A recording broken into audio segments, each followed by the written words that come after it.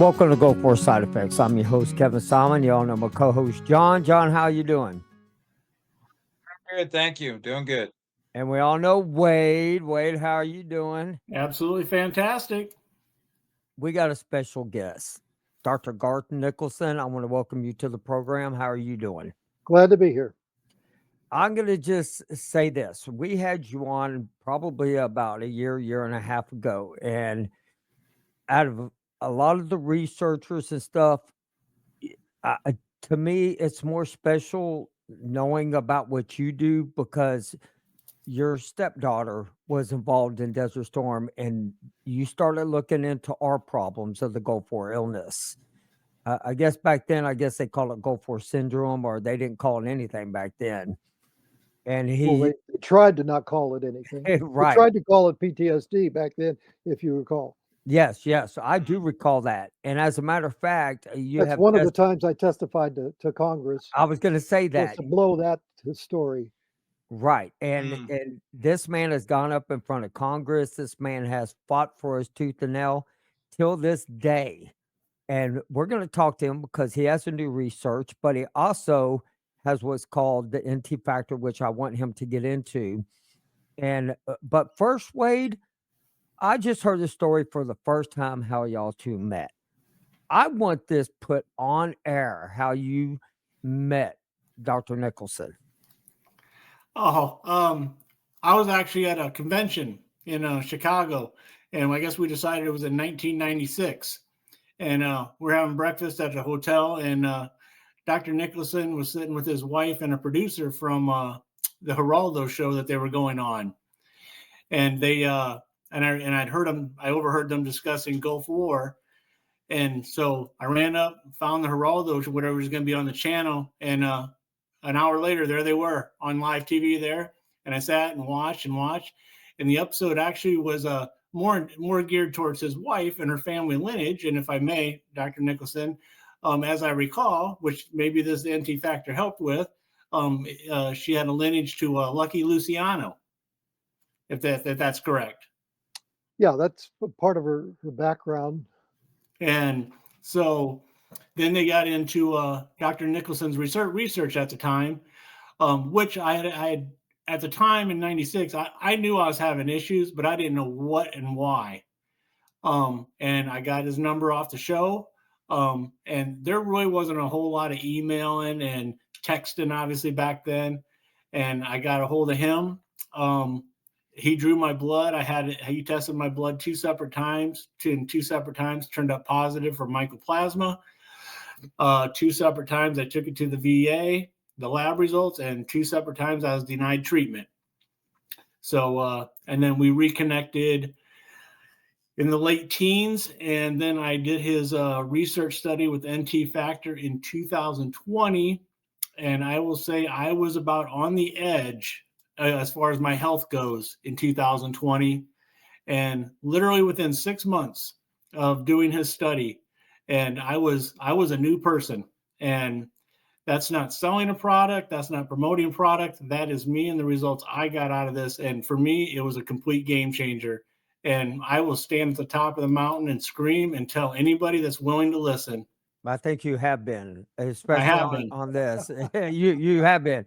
And Dr. Nicholson, I just want to say this. Bottom of my heart, thank you for fighting for all veterans. I know you've been doing this longer than Gulf War veterans, but you really got into us. So let's get into everything and let's start talking about your researching. Well, I should mention that I've been working with Vietnam veterans, Gulf War veterans, Iraq War veterans, Afghanistan veterans, and so on over the last umpty years. And it's been a pleasure for me to help in any way that I can. Yes, That's the sir. way I feel about it. Yes, we sir. owe you guys a lot. Everybody in the United States owes you a lot for protecting our freedoms and serving overseas and so on. I'm doing only a very small fraction to hopefully help repay uh, some of the things that you guys have done.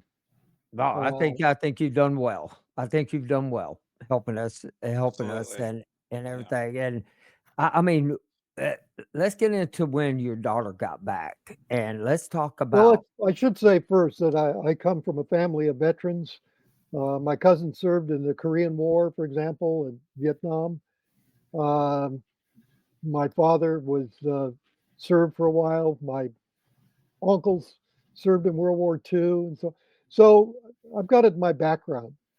And when I went into work first at UCLA and then went on into more medically aligned studies, I made it a mission of mine to try and help with some of the problems that veterans had. So I've been in this for a long time. Uh, didn't have the successes early on, but I didn't really know enough about the problems. But later on, when I was at the University of Texas in Houston, I was a department chairman, so I was in a position where I could really help people, and I could devote some of my time to helping veterans. And there were a lot of people that I knew from various units and various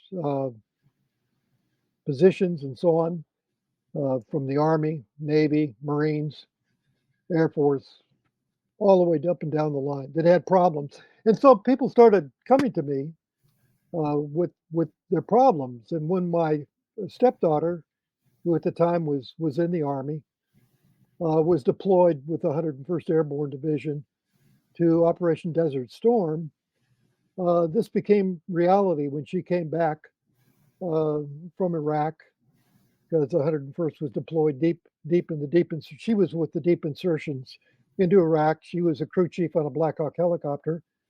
So she went with the 101st deep into Iraq and got some of the environmental exposures, not nearly as much as some of the other units that were down right in the oil fields in central Kuwait. They really got a lot of environmental exposures.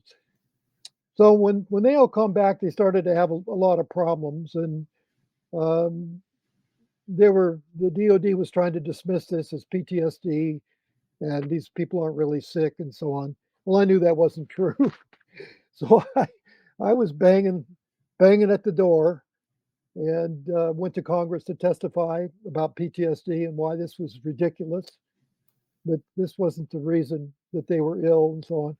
But I started working on this. I started to have, because I had an endowed chair in Houston, I could devote some of my studies to working on Gulf War issues and some of the exposures that occurred. And so we worked on both the infectious exposures, and the reason I got involved in the infections is the families started to become sick after the veterans returned to the home. And I was particularly interested in their children, because they're pretty healthy children, don't get sick that often. But they were becoming sick, and they were becoming autistic, essentially, many of them. So that was a huge problem that I took as a personal uh, area of mine to work in. So I worked on that for several years. And my stepdaughter, she had illness, she had problems, not as great as some of them, but nonetheless, it exposed me to a lot of other veterans. And so I started working with not only units in the 101st Airborne, but the Navy SEALs, the Navy in general, the Marines especially. When I retired from Houston, we moved back to California, and I started working with the Marines at Camp Pendleton, and particularly with the family members there, because they had a lot of problems with their family members. So I was working with that, and along the way, after we figured out some of the major problems, uh, because those illnesses to be transferred to immediate family members had to be biological. They had to be infectious.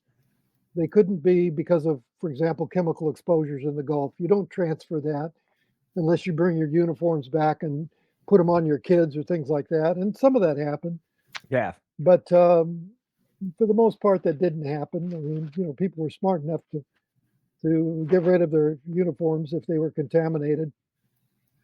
So we worked on that problem for a while, and I started working with congressmen from Orange County and San Diego, and particularly the congressman from San Diego, whose area was Camp Pendleton that they represented, were particularly interested So I went several times to Congress. Actually, I think 6 times I testified to Congress about various problems associated with the Gulf War, mostly through veterans committees, through health subcommittees, veterans committees, and so on.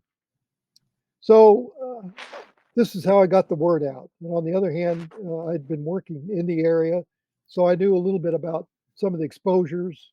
We'd done some studies on exposures and showing, for example, that people didn't have PTSD, they didn't have classical PTSD. That was not the cause of it, and so on. So I was rubbing up against the VA, causing a lot of trouble, good trouble, they call it, with the VA and the DOD because of the things that we were doing and the information that we were putting out, because we would send our information out after we published papers. And of course, they couldn't argue against the papers, but they could argue against the information that we were putting out. So we managed to help a lot of veterans with their infections. But after all that was over, there was still this lingering problem that at least half of the veterans were sick primarily because of other causes.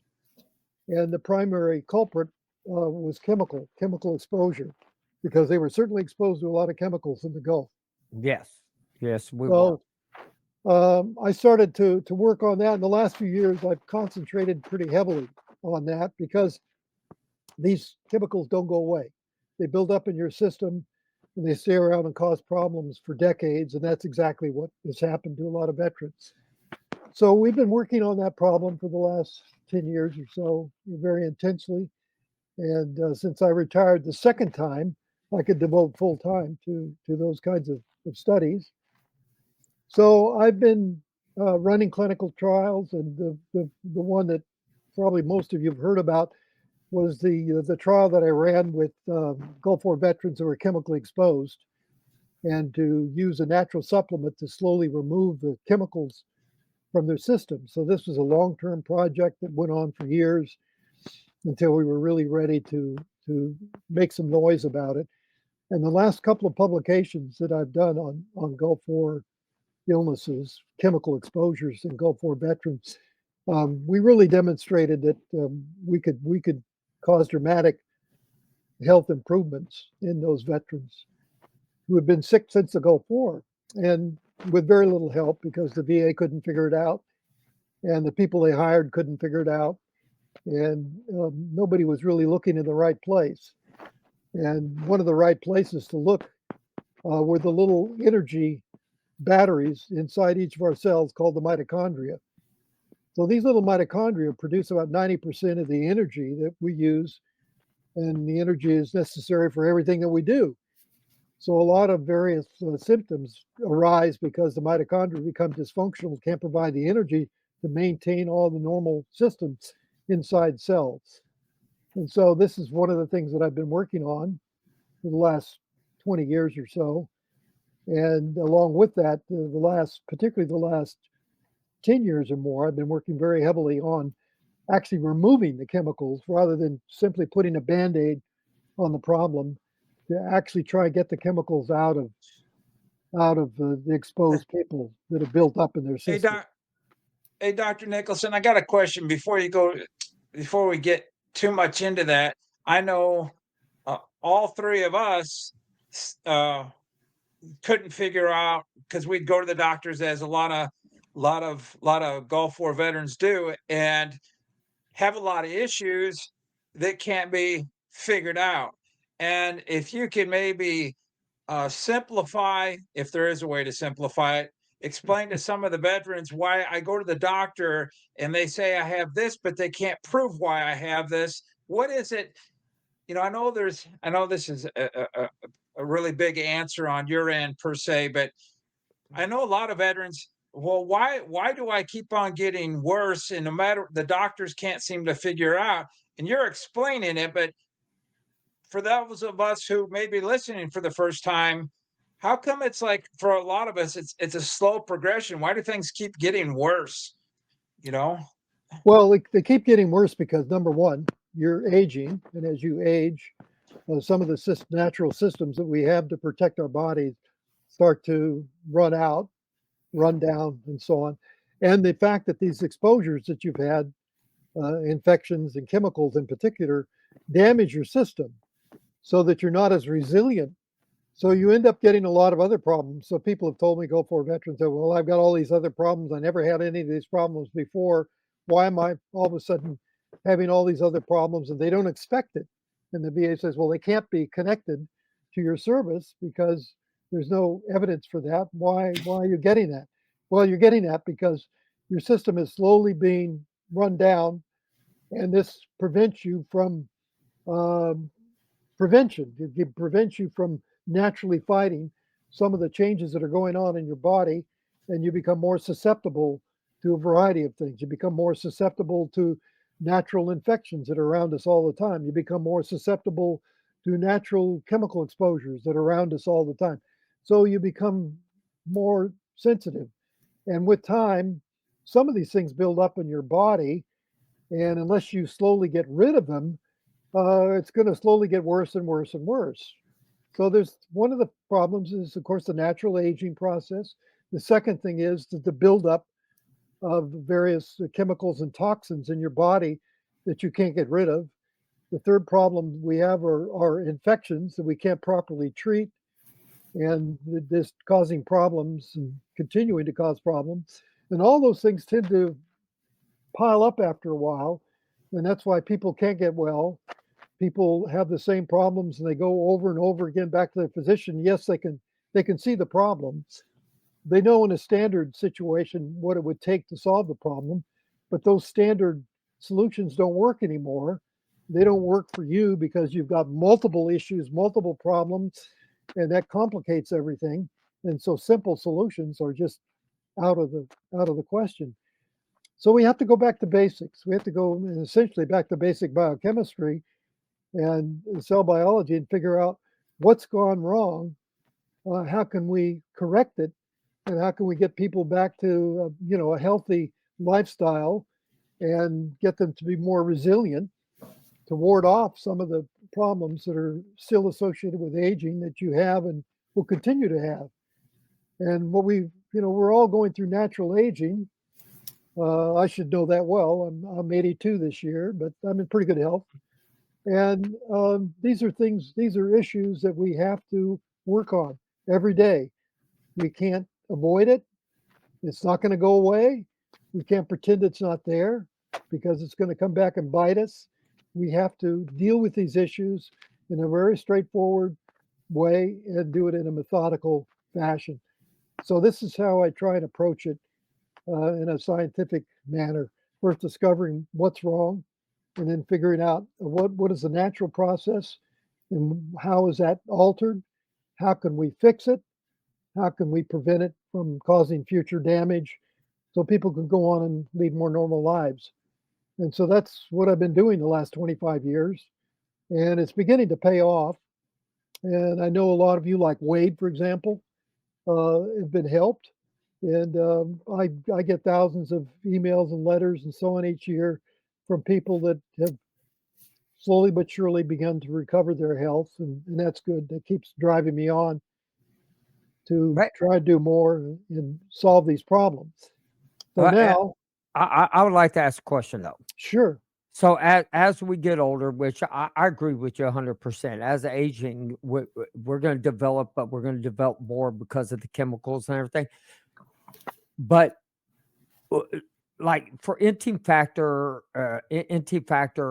and with everything that you studied, because I know you've been screaming what the researchers have been screaming, what they're screaming now, you've been screaming since 1995. You've been screaming yeah, true, all of it.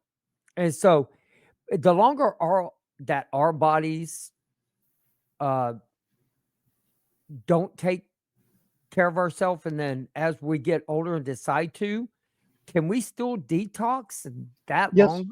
absolutely. Okay, that's Well, what I want to we got know. a publication that came out a couple of years ago that proves that with Gulf War veterans. Of course, they were all your age, your era, and they all came in with illnesses that they'd had for 20 years or more. So they were in the same situation that you're in. So we've got many of these have gotten their health back. Some of them still have some issues, some problems. Hope if we'd have gotten to them earlier, maybe we could have solved that, maybe not. But my job is to try and help people get their health back, recover so they can lead a normal life. Normal aging process is going to get us all in the end. But how can we push that off? How can we recover to the point where we're more like other people? We don't have all these issues. We don't have all these problems. We're not sick all the time, and so on and so forth. So that's what I've been trying to do. I've been trying to help people get their health back so that they can go on to lead a normal life. That's the goal. So to do that, we need to figure out what happens during normal aging, what happens during normal exposures, either environmental exposures like chemical exposures or infections or things like this. What happens to your body? How can we correct all of those so that people can go on to lead a normal life? So we've gone through this, hopefully in a fairly systematic way, and trying to figure out, number one, what's wrong, and number two, how can we stop it from progressing further? Number three, how can we help people recover to the point where they can go on and lead normal lives?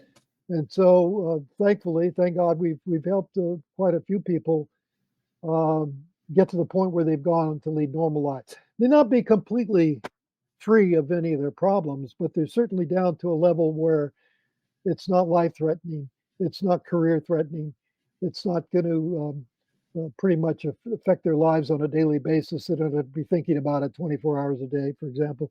So that's the whole goal, is to get people back to more normal living situation and prevent their family members from getting sick, because some of these contaminations, of course, can spread to your family. And this happened during the Gulf War.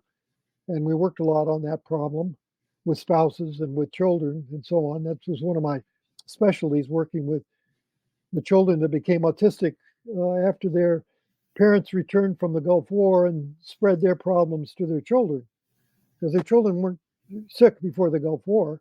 They weren't autistic. They didn't have problems. So that was part of the situation that I went through. So let me now kind of shift gears a bit, because I do want to have time to get into the studies that I'm doing now Yes. and the studies that Yes. I've worked on for the last 5 years or so, which has mostly been working on chemical contamination of veterans and also other people as well, because I've got oil field workers and so on that have come to me, not just veterans that are exposed during the Gulf War. Okay, so the first question is why? Why do you get sick from these exposures? Well, one of the things that happens is that these chemicals and these toxins that you take into your body don't just go away. They build up in your system, they build up in your cells in your body, and they start affecting the normal systems that are necessary in your body to maintain normal functions. And one of the most normal things that happens in there is that they damage the mitochondria, the little batteries inside our cells that produce the energy that we absolutely need to perform all the normal functions that cells perform. So in nerve cells, if your mitochondria are damaged, your nerves get damaged. In other cells as well, all the cells that you could think of that perform all kinds of different functions, you've got to have those mitochondria operating at a good performance level. Otherwise, you're in trouble, because you're going to show symptoms, and you're going to have all kinds of problems. So that's one of the things that I've been concentrating on. And there are two aspects of it. Number one, how do we prevent the damage from going further? And number two, how do we remove those chemicals? Because just fixing the problem short term is not good enough. I agree. They've got to get rid of those chemicals. We've got to remove them. And thankfully, I've been working on this problem of repairing the membranes of the mitochondria for years now, ever since the early 90s. And we've come up with some solutions to repair the membranes of the mitochondria.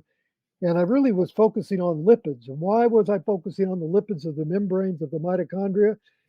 Because these lipids tend to absorb a lot of the chemicals that you were exposed to in the Gulf War. Now, the chemicals go to other parts of the body as well, and particularly in various uh, places in the cell where they tend to be deposited and build up. but eventually they damage the mitochondria. So the number one issue, we've got to fix the mitochondria.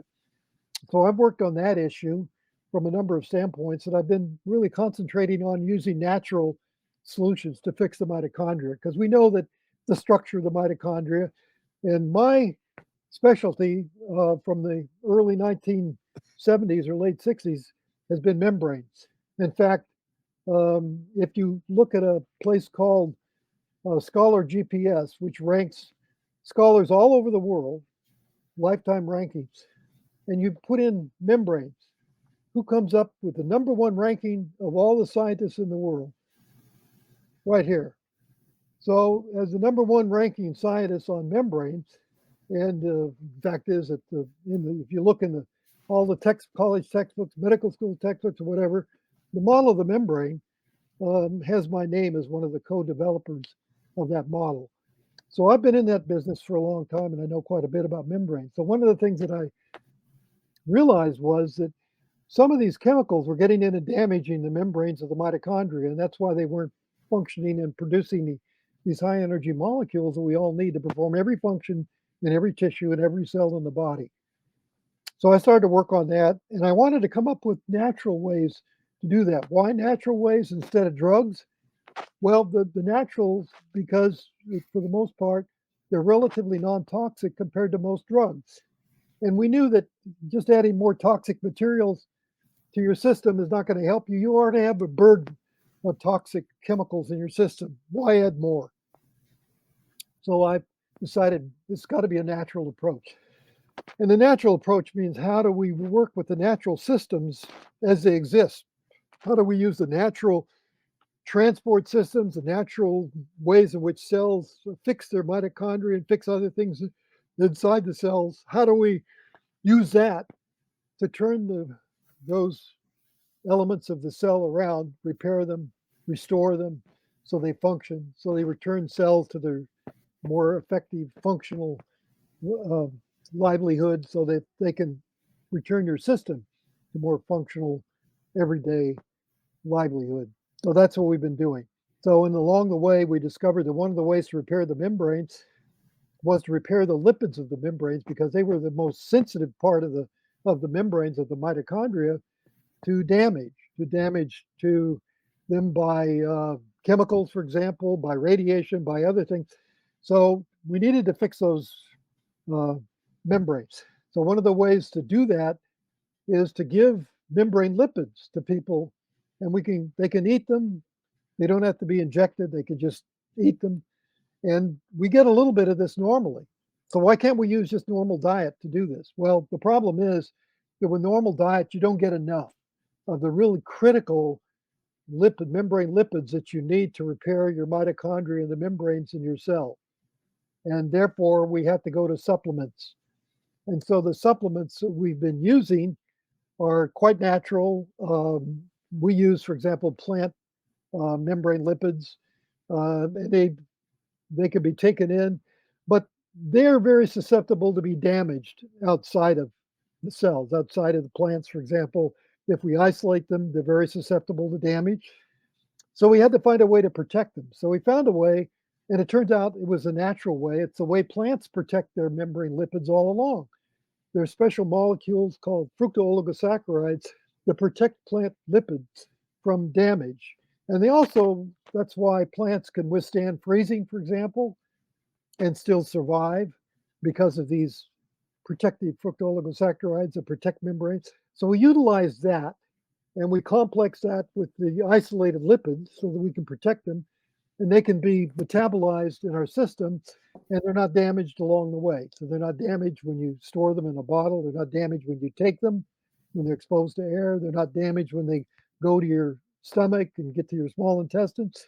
They're not damaged because they're protected with these inulins. So that's one of the secret things that we've done to help change the lipid environments in your cells. And So these in doing lipids, that, doctor. let me just finish my thought here. So we were Okay. able to All right. repair the mitochondria in cells, repair the membranes in cells, and return some of the function. Okay, so we got the cells operating pretty well, but there was still this major problem in the background. It's a gorilla in the background. And the gorilla in the background was the fact that you took in a lot of this stuff during the Gulf War, a lot of these contaminants and these chemicals and so on, and they've been buried deep inside your cells, and they slowly, slowly leak out and cause damage. So how do we prevent that from happening? And so we realized, or I realized at least, that we've got to take them out. We've got to slowly remove them. So how do we do that? Well, it turns out that in studying the chemical properties of the membranes, we knew that if we used enough of these membrane lipids, they would accumulate in cells because these are very valuable molecules. And it turns out that the dangerous chemicals would actually find their way into these little globules of the membrane lipids inside cells in a process that we call partitioning. They would slowly find their way in to these globules inside the cells, these little encapsulated membrane lipid globules, and we could actually surround these toxic chemicals and render them non-effective in damaging our system. Okay, so that was good, but there's a limit to what you could do. When you do that, you've got to actually remove these things from the cells. Turns out there's a natural process that does that. If we put in enough lipids into cells, it creates a conveyor belt in our system where we put in these new lipids and they go down the conveyor belt and they end up in the cells and so on. And there's a reverse conveyor belt that comes out the other side. So the excess lipids or the damaged lipids and so on are slowly brought out and returned back to the intestinal system, and they're actually removed in the stool. They're actually secreted out in the intestines, and they're formed with the stool, and all of a sudden we eliminate them in a natural process of elimination. So when I first started working with some of the most heavily contaminated veterans, what we found was we gave them a lot of these lipids because we kept increasing the dose because these things are so safe, you can increase the dose. And finally we got to a certain dose, and what happened was that these veterans, they were removing the lipids fairly quickly, and you could actually smell some of these chemicals in their stool. Their stool acted, and I knew that we were on the right path. That was it. That was our eureka moment. We were making headway here, so we had to continue that. So what I've done is I've come up with a process where if you do it too quickly, people can get sick just from the removal of the chemicals from their stores inside cells. When they're removed, they're exposed to the rest of the cell. You don't want that. You want them partitioned into these little lipid globules inside the cells. You want those to be removed and sent to the small intestines where they're put out inside your intestines and into stool, formed into stool with secreted out when you eliminate that. So that was the way we were going to do it. So we had to figure out what lipids to use and how much of them to use. And so we kept increasing the doses of the lipids, and all the while being at a very safe level. And finally we got up to a level that turned out to be the effective level, which turned out to be 6 grams per day of these lipids. And this is what I'm recommending for anybody who's chemically exposed. And we did this in a study that we published, so we know that they're safe. All the people who went through the study are, if anything, they're just getting better, slowly but surely getting better and better, no problems. So we settled on the 6 grams per day, but this was much higher than what we were using to simply repair the mitochondria. And the reason for that was that we had to partition, we had to encapsulate those damaging chemicals inside the cells and set up this conveyor belt so that we could slowly remove these damaging chemicals from cells and tissues and so on. And this is a slow process. And they come back through the liver, for example, before they get back to the intestines. All of this takes time, and it's a slow process. And so we knew that we weren't going to see very rapid changes, but people slowly started to gain their health back. They slowly started to get better and better and better. And they've continued to improve. Even if they continue beyond the 6 months that we used for the trials, they continue to improve. And so we hit upon this. This has got to be the correct thing to do for the chemical exposure. Even though lower levels will repair your mitochondria, we need to get to a level where we can actually partition and remove these damaging chemicals from the system so they don't leak out and continue to damage your cells and tissues. So this was kind of the breakthrough. Now we published our first paper that we published on this was actually a paper that was more on pain than it was on the chemicals. And we were interested in taking Gulf War veterans who had severe pain, regional pain, and so on, because I knew that this was in part due to their mitochondrial function, in part due to the effects of the nerve membrane, and in depolarizing too soon or being too hypersensitive. And so they send pain signals when they shouldn't be sending pain signals. So we were able to help with that problem. And again, we figured out that we had to go up, up, up in higher levels, but not as high as we needed for the chemical removal.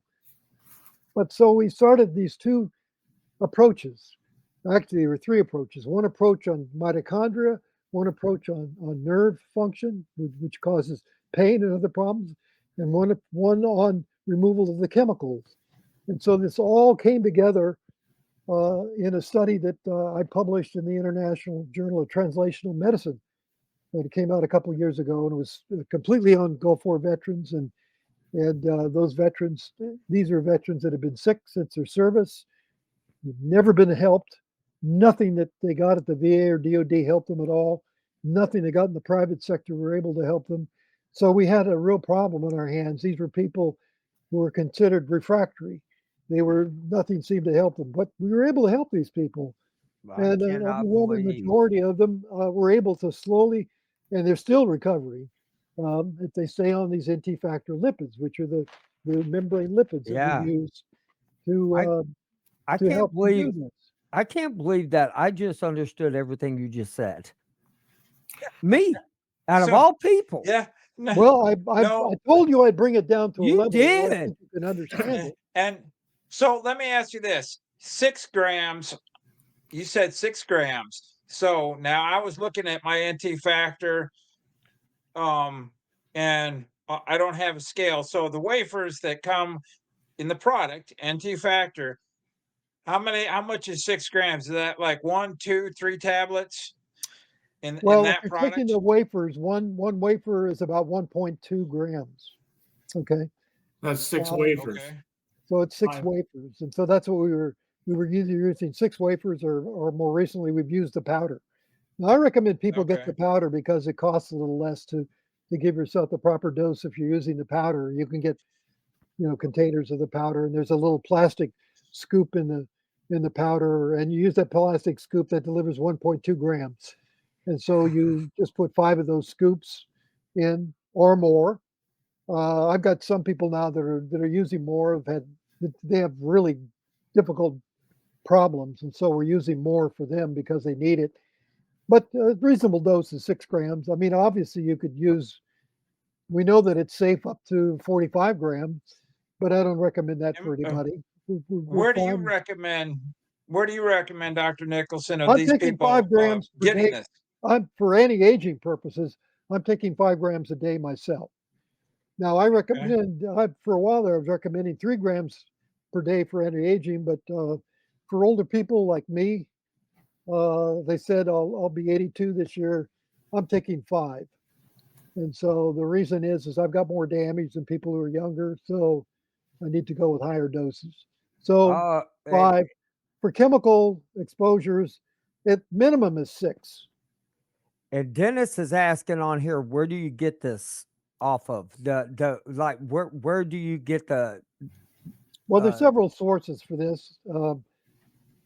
It's where do called you buy it, I think? NT factor lipids, Okay. and you can buy it from the original source, which is a company called Nutritional Therapeutics in New York. They're the original manufacturers of it. They now sell the powder to a lot of other companies, and they put it in various products. So you can find it on eBay, you can find it on Amazon, you can find. So, but the important element of it is called NT factor lipids. Now, I didn't name it. The company decided they needed a name. They were a small company, startup company. They called it NT factor. The NT stands for Nutritional Therapeutics. Don't look at me. I didn't name it. I wouldn't have named it that. But that's what they named it because they wanted to put their brand name in the name. But essentially, what they are the natural membrane phospholipids, and they're protected phospholipids. This is the important thing because you can find phospholipids. You can find this in krill. You can find this in you know, cod. You can find this in all kinds of things. But the problem is that if you get this in sources where it's not protected, it can be damaged. And if it's stored for any period of time, it's got to be damaged. So these phospholipids are very labile. They need to be protected. And this is how nature protects them, by using these fructooligosaccharides. It turns out Nutritional Therapeutics was smart enough to get a patent on that protection. So they're the only ones that have the protected product. So are other sources of phospholipids okay? Yeah, if you get them fresh and consume them right away, you're probably all right. But most people don't do that. Most people will buy a supply that they put on the shelf, and each month they go to a new bottle. And even with that situation, you're going to get some damage. And that's the last thing you want to do, is put damaged lipids in your system, because those damaged lipids are not going to help you at all. You want the completely pristine, undamaged lipids, membrane lipids, to go into your system. That's what you want. They're the ones that repair your mitochondria, repair your cell membranes, repair your nerve membranes, and so on. So And so that, would this help with people with, like John? He gets real bad stomach pain. Would it oh, help? absolutely. One of the Okay. things that I've worked on the last few years is called barrier function. So we have various barriers in our bodies that protect us from things that will pass through the barrier. For example, we have a blood-brain barrier that protects us from things so that things don't get in the brain that aren't supposed to be in the brain. We also have various barriers. We have barriers in the skin, for example. We have barriers in the gut as well, and it's called the gut barrier. And that gut barrier is very important. If that gut barrier is damaged, some of the bad bacteria and viruses that are in our gut, because we normally take them in, will get into our blood, get into our system. So you want to protect that barrier. So these phospholipids help protect that barrier. And we actually wrote a review. I wrote a Okay. review on this with some other So I physicians. know I know some of this information, so thank you, Dr. Nicholson, because Wade had shared with me what he suggested I use. Now, he started out with the powder. I tried the powder and I wasn't too keen on it, only because I'll be honest, I was a little lazy about mixing it up. But now you can get the wafers, like you explained, are a little bit more expensive. And I didn't know the weight increments. Now you've shared that, doctor. I appreciate that. So now I think I'm going to revert back, because my wife, so we've been married since 87. So, and she was there during the Gulf War, obviously. And my first child was, or my second child was conceived after the Gulf War, and she has a lot of problems. And this product, the Yeah. lipids, have helped me a lot. But now I'm going to take more, because I can know. I remember Wade saying, "Now this isn't something you're going to feel. This isn't like an energy drink. It's not like you're going to No, feel something right away." it's not a And you drug. just explain, It's not a right? drug. It's a natural supplement, so it So takes time. exactly, But right. I, So I that have a I'm two-part gonna. question. I have a two-part question. Number one, like for me, that I am like on Primidone, on Lyrica, what VA normally prescribes to mask, that's what they can do. Would that, would that affect the lipids that were taken? No, Okay. and there's an easy, simple way to avoid that. Is that these lipids are absorbed pretty quickly. Okay. Within a couple of hours, they're absorbed. So all you have to do is, if there's any question, or if your physician says, "Look, I don't want you taking anything when you take X or whatever they prescribe Right. for you." So what you do is you wait for a few hours, and then you take the lipids, or you take the lipids and wait for a couple hours, and then you take, so that Okay. all these lipids they're so important that our body has developed mechanisms for taking these in pretty quickly. And for people with like neuropathy, like I have, where I have some numbness, but a lot more pain in my feet, will the Yeah, lipids help that? peripheral neuropathies. Okay, so this is something I'm working on right now, actually, peripheral neuropathy. So we've been working on the effects of these lipids on nerve cells. And I'm doing this from two different directions. I'm doing this with clinical, and I'm doing it experimentally. I've got a laboratory that I work with in Montevideo, Uruguay, neurosciences people and a bunch of medical students, and they're working on the nerves. So they've got methods to put nerve cells in culture. So we're directly looking at nerve cells and what happens to those nerve cells if we put in these lipids Do we affect the nerve transmission? Do we affect the resting potential of the nerves and so on? And so far, we're getting very positive results. That is, if we take nerves and purposely damage them, we can put in these lipids and we can repair them, or we can put in the lipids and prevent their damage. So it's good for both. I'm excited about that.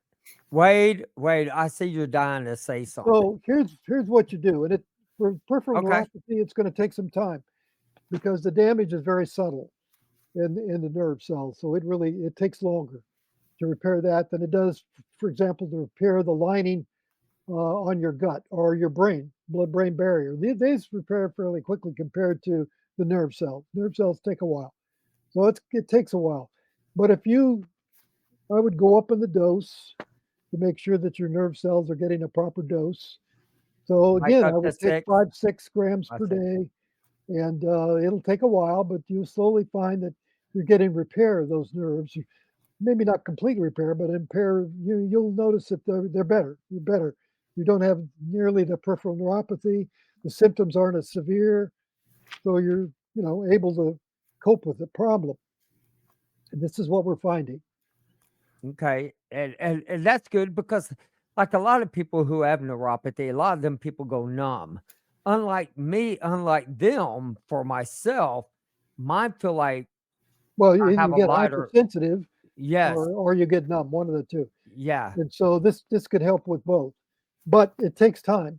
It doesn't happen overnight. It's a Right. slow Correct. repair process to repair these nerves and so on. So it takes time. And for the So chemicals, it takes even more time. So let me get back to explaining what happens with the chemicals. I sort of went yeah, through this yes, pretty quickly. yes. Yeah. So one of the things that are really important when you try and remove chemical exposures is, number one, you don't want to do it too quickly. If you do it too quickly, the chemicals kind of spill out and they start damaging things, and you end up with chemical poisoning symptoms, and that you don't want. That's pretty difficult to go through. So you want to do it slowly. Second thing is you want to do it steadily. So you want to make sure that you're taking enough of the antifactor lipids to have this steady conveyor belt. So it's removing it slowly, but it's continually, night and day after day, week after week, month after month, removing these chemicals, but it takes time. So that's why the clinical trials we ran for the Gulf War veterans were 6-month trials. And we weren't through with some of the people. Yeah, they had improvements, but some had a ways to go yet. Another 6 months, and we'll keep doing it until we totally get them better, completely better, not just partially better, but completely better. Now, some of the symptoms repair quicker than others. For example, we found that some of the systems like fatigue, for example, we could repair the mitochondria quicker. So fatigue problems we could solve sooner than problems like peripheral neuropathy or some of the other chemical problems. That took a lot longer. And so some of these problems may take 6 months to a year or more. We don't know, but we don't want to make things happen too quickly. Because again, if there are chemicals involved, you want to be able to remove them slowly because we don't want them to be reactive once they get removed from the deposits that they're inside of cells and tissue. It takes a while to remove them, and you don't want them exposed to other mechanisms inside the cell that they could damage. So we want this to be very benign. We don't want them to show signs of any chemical poisoning at all. None. So this is why we do it slow and steady. So that's the whole reason why we chose the level of 6 grams and at a minimum 6 months. So that's the minimum. So we published that study that I mentioned after 6 months because we needed to show I was excited about the results that we were getting, and we needed to show that we were making some progress here, that this was working. And that was the important thing. And the other important thing was no toxicity. No toxicity. None of the chemicals were leaking out and causing problems. So that was important. So we could see benefit. We had none of the downside. We had none of the chemical poisoning problems of it. So we didn't have any signs or symptoms related to the chemical poisoning. So we were making progress. So, and the people that required more than 6 months, there's continuing to make progress. We don't know how long it'll take with some of these people, but they're still making progress. So let's keep going. There's no reason to stop at this point. I And so they're agree. continuing. I And totally agree. And so this is a good story. I feel good about telling this story because it's a very positive story, and it's with stuff that is not harmful. We're not talking about drugs that could get to a certain level that cause harm. These things have been around for as long as man has been around, and they've been part of our normal diet all along. But the problem is that we can't keep food fresh. We can't keep these from spoiling without protecting them. And so that was the first problem that we had to tackle. So we got that problem. And then, of course, we have to make sure that we're doing this in a way that's consistent with our normal activities, our normal metabolism, our normal biochemistry. And that means we need to slowly remove them with this conveyor belt system. Well, and I think that is what's crucially important for us veterans, Dr. Dinkelson, is understanding from your research is, as Wade has explained to me, this is something that takes a while. It's not overnight. You've got to be No. patient. And a lot of us, you know, most Americans, most Americans are like instant gratification. Well, unfortunately, that isn't where we're going to get with this. You have to You be don't want patient, to like you're actually, saying. there's And a very good just, reason for not doing it quickly, and I've been mentioning it all along, is that if you yeah. try and remove these chemicals too quickly, they will cause you problems. They will make you sick, much sicker than you are now. And so that's why you got to do it slowly, safely, Okay. and that's why we do it this way. And one thing that I was just a buddy of mine, I just got him going on a protocol for this, is once you start eliminating them, I freaked out during the study was, like Dr. Nicholson said, it's going to come out in your feces. But the biggest thing I saw was it was nothing but sheer white. Like it was covered. Your poop's covered in white sheen. wow. And that's what I noticed. Oh, And you mean when you came back? You mean you noticed that? no, Well, when I was doing the study. oh, when you were doing the study. Oh, Yeah. okay. So there are various ways in which when you put these lipids in, it'll come out. The biggest volume or the biggest quantity comes out through your intestinal system, comes out in your stool. Right. But you will secrete some of this through your skin. You will, there are different ways of which you can eliminate these problems. But the biggest one in terms of the amount, in terms of the weight, is through your intestinal system. It's out through the stool. So that kind of threw me off, and that's what I told him. I was like, if you start seeing your feces looks white, it's working. Yeah, exactly. And That's well, fantastic. a lot of that when you see the change in the color in your feces, a lot of that is the excess glycerophospholipids, because they're pulling it out slowly. You'll see that problem is that a lot of these lipids will go through and come out of your system and keep going through. That's a conveyor belt. Yeah. And what you're seeing is some of the excess lipids, not to worry, they're going to come out. That's what you want. You want them to pull the lipids out and take them along with them. Wade, I just have to ask this though. Were you freaking out when you first saw that? Yeah, I did. I called. Okay. I called, and yeah, whoever answered told me, yeah, that's normal. Because I was sitting there thinking, I was like, Yeah, man, if I saw that for the first time, I'm sorry, I'd be freaking out. I'll be like, hey, man, there's something seriously wrong here. That's exactly what I did. If you know what's going on, it's not a worry. So, Yeah. you don't think about it. But yeah. Exactly. It's Now, true. see, I agree with that, Dr. Nixon. I totally agree with that. And so like with John, and you now know you need to go up on it because you've been on it. You Oh need to yeah. go up Oh, with I it. gotta go up on it quite a little bit And because I wasn't taking nowhere near that. I right. was less than half. You know. Right. And so that's where I need to start. I need to go ahead and start right at 6 and just go with it. And I mean, and if now I know you still need more Go For veterans. And so how if people want to contact you, how can people Well, contact you? let me now pivot to the study I'm doing right now. Okay, that's what I want to get into. So my new study is on people that are exposed to electromagnetic waves. So these are people that are very sensitive to cell towers and any electromagnetic waves that are in their vicinity. cause these people problems. They get headaches, they get tingling skin, they get all kinds of symptoms. And that's the study I'm doing right now. And that study gave me the idea to do that study came out of the work that I've been doing in Uruguay in the medical school down there with nerve cells and culture.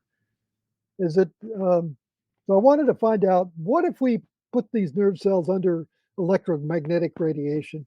What's going to happen to those cells? And sure enough, they start acting abnormally. And that's what we wanted to see. But what happens if we put in the lipids right in the petri dish where the nerve cells are? Well, it turns out that blocks some of that problem, not all of it, but it blocks it. So I thought, well, we're on to something now, because now we can have an approach to people that have been exposed to electromagnetic radiation and they're real sensitive. Now, got to tell you that we don't know if this is going to work or not. This is in the trial stage at the moment. So we're having Okay. people, that's why I'm recruiting for this trial. It's called a pilot trial, and it's the first of its kind, where people are going to essentially repair their nerves with the anti-factor lipids and see if we can slowly prevent them from being damaged by these electromagnetic waves that they're exposed to. So I've recruited about 50 women and about 10 men for the study as of today. I'd like to recruit more men. I don't know why I'm getting more women. We found exactly the opposite when I was recruiting with veterans. We found many more men than women. But that may have been due to differences in deployment numbers rather than anything that had to Yeah. do with sensitivity issues. So, in the case of people who are sensitive to these electromagnetic waves, um, these could be cell towers, these could be Wi Fi, these could be all kinds of different things that people are sensitive to. What we're going to find out is if these sensitivities are attenuated with the anti factor lipids. And if so, what's the proper dose? So we're actually going right to the 6 grams per day that we use with the Gulf War veterans, because I know that works. Right. And I know that works on peripheral neuropathy. So we're dealing with nerve cells to begin with, and we want to protect nerve cells from these electromagnetic waves. So this is why we went right to 6 grams. We don't know, maybe we need more, maybe we need less, we don't know. But we're going to start with our preliminary study with that. We know it's a safe dose, so we're going to start with that and see what happens. So I, anybody that's interested could send me an email. You can find my email. Just go to Garth Nicolson and you can Google it and find me on Facebook and wherever. You can find me at the Institute for Molecular Medicine. Get my email, and I'll be glad to send you the information on this trial. I'm looking for men. There Not is enough a women.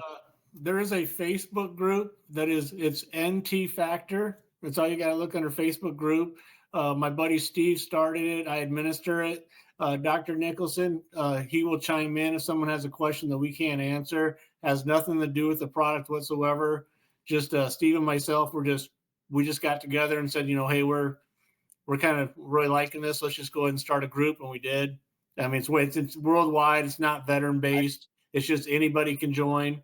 So, and then like I said, if there's something out there and we don't need it, we ask Dr. Nicholson to chime in and give his opinion or whatever. So, and you can always find his information there as well. but let me throw this out there, because we're worldwide. And as we know, this was the first coalition Desert Storm was, from people from Germany, all everywhere, all over the globe, Yeah.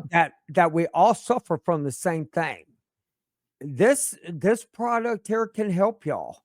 For y'all that your countries don't have a VA system, or your countries that don't have the medical systems and the researchers like we do. This right here, I am telling y'all, Dr. Garth Nicholson has been with us. His stepdaughter, she was out there with us. He knows what he's talking about when it comes to this.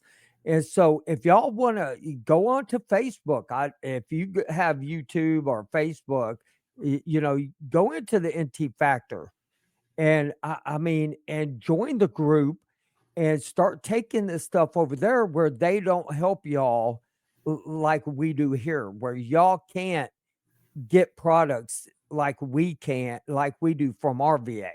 I just want to throw that out there, Yeah, Dr. and Nicholson. I agree with you. I mean, I do get emails every day from, like today, for example, I've gotten one or two emails from Australia. I've gotten emails from Indonesia, emails from Japan, emails I got today. Let's see, emails from Denmark, from Germany. So I get emails from all over the world on a daily basis. And in Europe, this is available. This product is available in the UK, for example, and they can order it in Europe and they can get it right there. They don't have to go to New York to get it. A little more difficult in Australia because we don't have a distributor there, but we're going to get somebody there. But in the Orient, there's now a distributor in Singapore, for example. We're looking to get distributors in Taiwan and Korea and Japan Yeah, and I so think on. that's fantastic. So it will, within a reasonable period of time, it will be available locally in those markets. But we're lucky here in the U.S. We've got it very easily in a number of Well, different. I know all over the world they have, Amazon. They got ways of getting it, so they could order. It just may take them a little bit longer, but Yeah.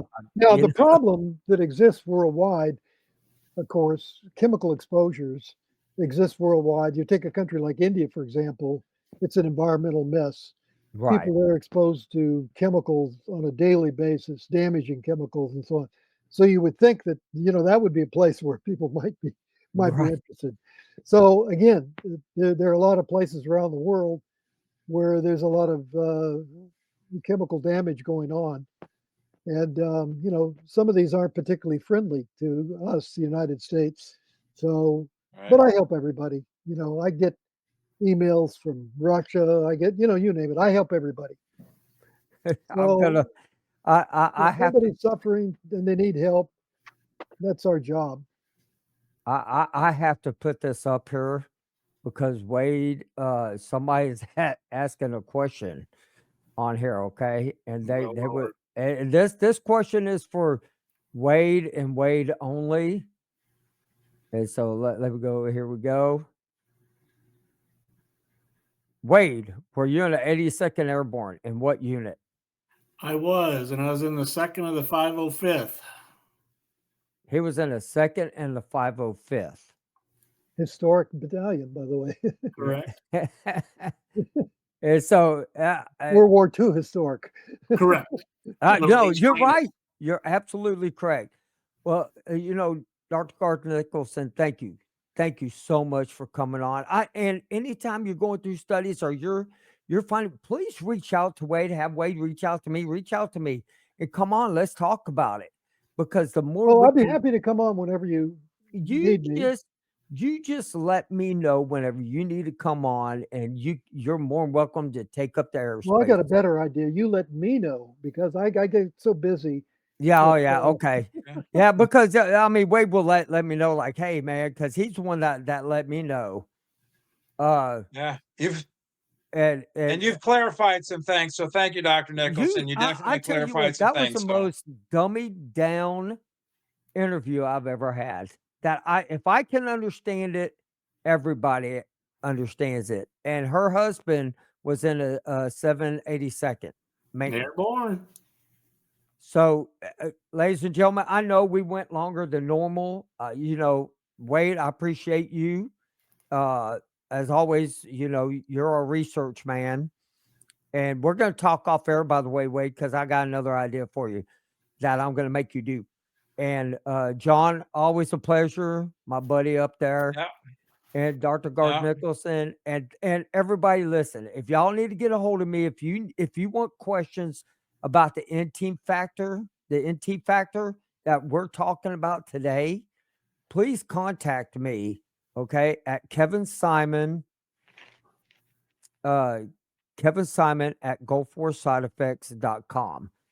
And just get a hold of me there and I'll get you set up and send you over to Dr. Nicholson and we'll get this stuff ordered. I want to start healing vets, and that's what this show's about. It's not about money for us. It's not about anything. I want veterans to start connecting, tell our stories, and all of us get better. But thank you so much for Yeah, coming well, on. I absolutely agree. And Yes. I'm somebody who retired in 1996, retired again in 2006, and I'm still going at it. So And you have been more gracious to veterans than anybody I know. I've heard great stories about everything you've done. I keep up with you with Wade. And so thank you for everything you've done for us, Dr. Nicholson. now, if anybody wants to contact me, they can go through you. You have my email address. Yes, sir. Yes, sir. And they can also look up the Institute for Molecular Medicine. It's immed.org. And you can find my email address. I'm a number of places. I'm on Facebook. You can contact me that way as well. So there are a number of ways to do it. Yes, sir. We'll get them connected with you. All right, Okay. everybody. Thank you, I Dr. want y'all to have Nicholson. a great night. And we will see y'all later. And we're going into the after the show. Okay. Thank you.